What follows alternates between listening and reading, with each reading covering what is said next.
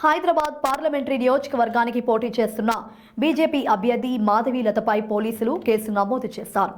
Polling స్టేషన్లోకి చొరబడి కొంతమంది ముస్లిం మహిళా ఓటర్లను బురకా తొలగించి వారి గుర్తింపును వెల్లడించామని కోరుతున్న వీడియో సోషల్ మీడియాలో వైరల్ అయ్యింది. దాంతో ఆమెపై పోలీసులు కేసు నమోదు చేశారు.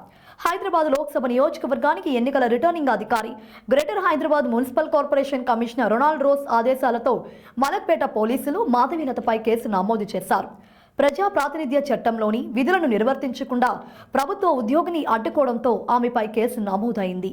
కాగా దీనిపై మాధవీలత స్పందిస్తూ ఓటర్ల జాబితాలో అనేక అవకతవకలున్నాయని, అందుకే వాటిని సరిచూసేందుకు అక్కడికి వచ్చానని ఆమె ఆరోపించారు. పోలీస్ సిబ్బంది చాలా నిస్తేజంగా కనిపిస్తున్నారని, వారు యాక్టివ్గా లేరని, వారు దేనిని తనిఖీ చేయడం లేదంటూ ఆమె సోషల్ మీడియాలో ట్వీట్ చేశారు.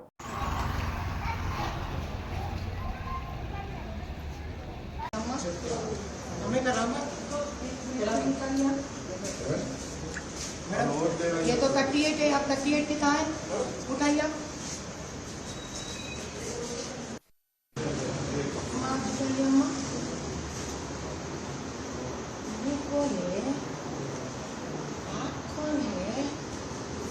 आपका दूसरा आधार कार्ड है आपका?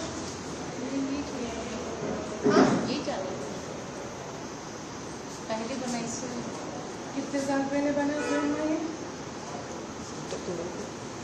మీకు 38 ఉంది, ఆమెకు 44 ఏంటి వయసు? మేడం ఇలా ఉన్నాక డిలీట్ అయిందని ఉందా? డిలీట్ అయిపోయింది, పంపించేసి నేను పెళ్లి చేశాను మేడం, డిలీట్ అయింది. మళ్ళీ చేసిన ఫ్రెండ్ ఉంది ఈడనే ఉంది లేదని చెప్తున్నాను మేడం.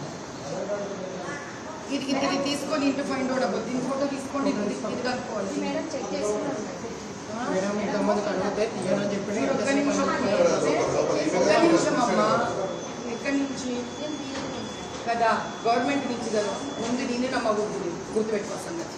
నువ్వు